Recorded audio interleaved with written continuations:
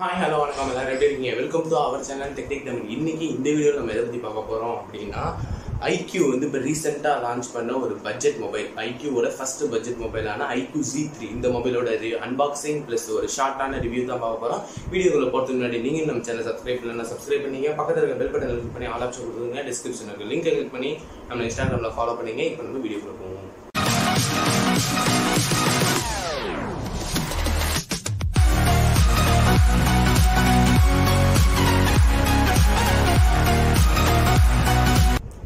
Okay friends, இப்போ நம்ம அன்பாக்சிங்னு பார்க்கும்போது நம்ம பாக்ஸில் வந்து ஃபஸ்ட்டு எடுத்தோடனே எப்போவும் எல்லா ஐக்யூ பாக்ஸில் கொடுக்குற மாதிரி ஐக்யூன்னு போட்டிருக்காங்க. இந்த சைடு ஐக்யூ Z3 5Gன்னு இருக்குது, இந்த சைடில் வந்து ஒரு டேகு, இந்த சைடு ஃபோன் பேர் இருக்குது. சரி, இப்போ பின்னாடி பார்க்கும்போது ஒரு சில டீட்டெயில்ஸ் கொடுத்துருக்காங்க. மேட் இன் இந்தியா இந்த மாதிரி ஷேர் ரேட்டிங்லாம் கொடுத்துருக்காங்க. ஷேர் ரேட்டிங் பார்க்கும்போது ஹெட்டுக்கு 0.94 அண்டு பாடிக்கு வந்து 0.75. ஓகே, நம்மளோட வேரியண்ட் வந்து 8GB 128GB வேரியண்ட்டு, சைபர் ப்ளூன்னு வேறு போட்டிருக்கு. சரி, இப்போ நம்ம அன்பாக்சிங் பார்ப்போம். பரவாயில்ல, இந்த இது எனக்கு இந்த மாதிரி ஷேப் வந்து எனக்கு ரொம்ப பிடிச்சிருக்கு. சரி, தென் இந்த மஞ்சள் கலர் பொட்டியில் பார்க்கும்போது ஃபோனுக்கான டிபியூ கேஸு, ஒரு சி டைப் டேட்டா கேபிள், ஒரு டிபியூ கேஸ் இருக்குது, நாட் பேட். ஓகே, வேறு என்ன இருக்குது? SIM ejector tool, reading materials, iQOO quick start guide எல்லாமே இருக்குது. சரி, இப்போ அடுத்த ஃபோன். வாவ், ஃபோன் இங்கே இருக்குது. இது எப்படி இது பண்ணுறது? நம்ம ஸ்லைட் பண்ணி எடுத்துடுவோம். ஃபோன் சூப்பராக இருக்குல்ல? சரி, இப்போ ஃபோனை நம்ம லாஸ்ட்டாக பார்ப்போம். ஃபோனை இங்கே வச்சுட்டு இது உள்ளே பார்க்கும்போது நம்மளுக்கு வந்து சார்ஜிங் அடாப்டர் இருக்குது. இதில் வந்து ஐக்யூன்னு தான் பேர், பட்டு V1 போட்டிருக்கு. இது ஒரு 66 வாட்டுக்கான சார்ஜரு. ஃபோன்லேயே 55 வாட் தான் சப்போர்ட் இருக்குது, பட் இருந்தாலும் 66 வாட் கொடுத்துருக்காங்க. ஓகே, இப்போ நம்ம டேரெக்டாக ஃபோனை பற்றி பார்ப்போம். ஓகே ஃப்ரெண்ட்ஸ், ஃபஸ்ட்டு இந்த மொபைலை நம்ம கையில் எடுத்த உடனேயே ஒரு நல்ல ஒரு பேக் சைடு பார்க்கும்போது நல்ல ஒரு லுக்கு தெரியுது. இந்த கலர் வந்து நம்ம விவோவில் வந்து நிறைய ஃபோனில் பார்த்துருக்கோம், எந்த ஃபோனை நான் சொல்லலை.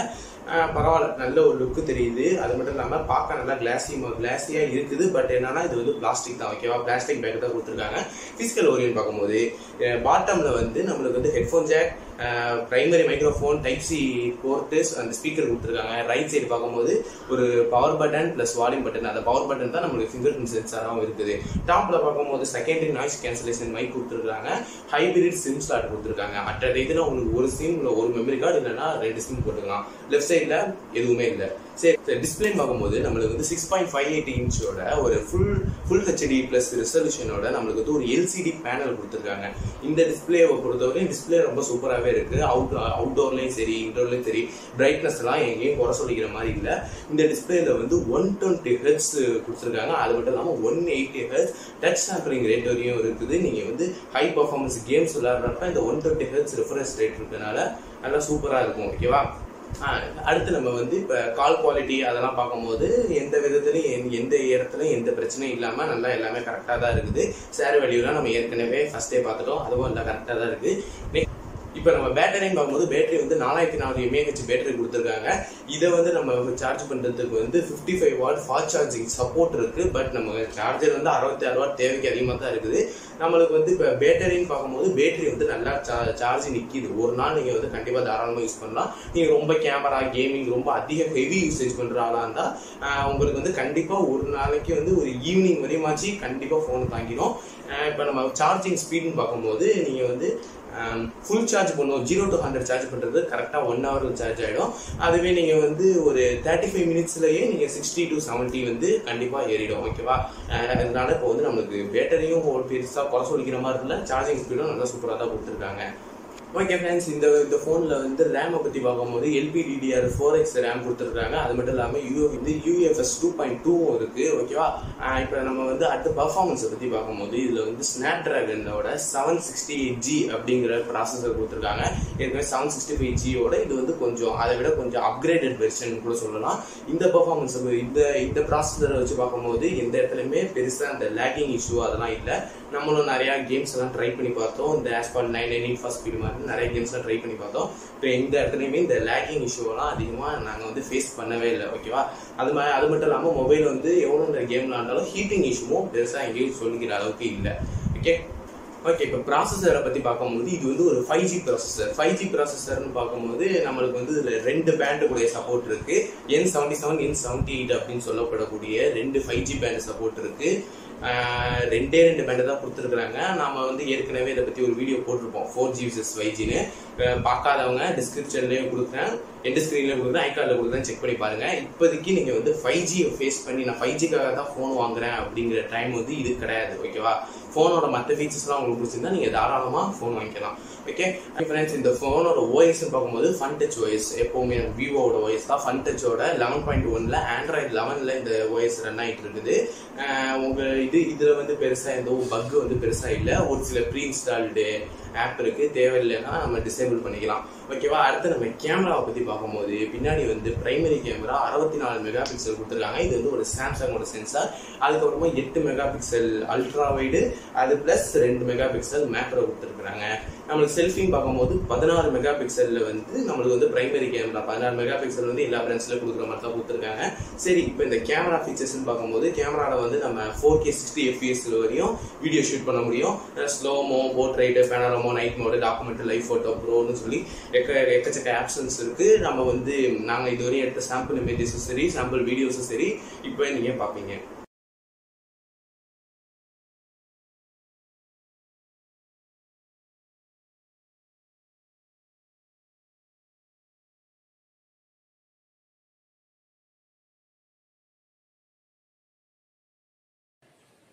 ஓகே ஃப்ரெண்ட்ஸ், இப்போ நீங்கள் பார்த்துட்டு இருக்கிற வீடியோ வந்து iQOO Z3ல வந்து நம்ம வந்து ரியர் கேமரா யூஸ் பண்ணி 4K 60 FPSல இந்த வீடியோ ஷூட் பண்ணிட்டு இருக்கிறோம்.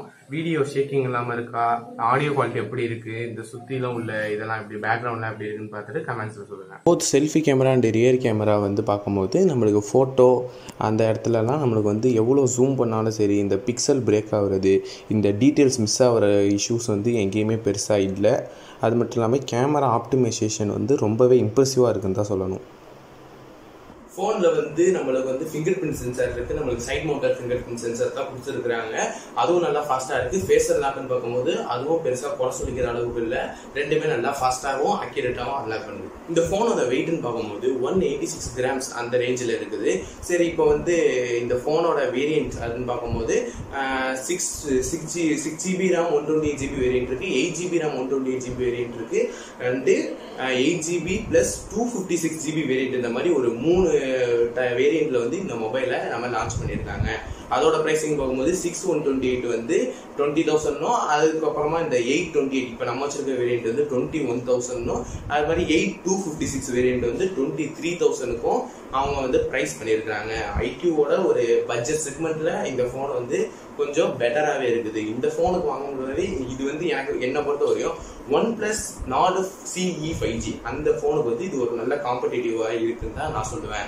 சரி, இப்போ இந்த ஃபோனோட ப்ளஸ்ன்னு பார்த்தாச்சு. ஒரு சில மைனஸ் அப்படின்னு பார்க்கும்போது இந்த ஃபோனோட ஓஎஸ் இது வந்து ஃபன் டச் ஓஎஸ், விவோவோட ஓஎஸ் என்னதான் இருந்தாலும் மற்ற இந்த பட்ஜெட் இந்த செக்மெண்ட்ல உள்ள மற்ற ஃபிளாக்ஷிப் கம்பெனிஸ், ஃபிளாக்ஷிப் ஃபோன் நிறைய லான்ச் பண்ணுறதுன்னு இருக்குது பார்த்தீங்களா, அந்த ஓஎஸை கம்பேர் பண்ணும்போது அதில் கிடைக்கிற ஒரு ஃபீல் வந்து இந்த ஓஎஸ்ல வந்து உங்களுக்கு அதிகமாக கிடைக்காது. உங்களுக்கு வந்து விவோவோட ஃபன் டச் ஓஎஸ் யூஸ் பண்ண பிரச்சனை இல்லை. எனக்கு வந்து AMOLED டிஸ்பிளே இதில் கிடையாது. அது இல்லாமல் 5G பேண்டு வெறும் 2 தான் இருக்குது. 5Gக்காக இந்த ஃபோன் வாங்குறது கொஞ்சம் கஷ்டம்தான்.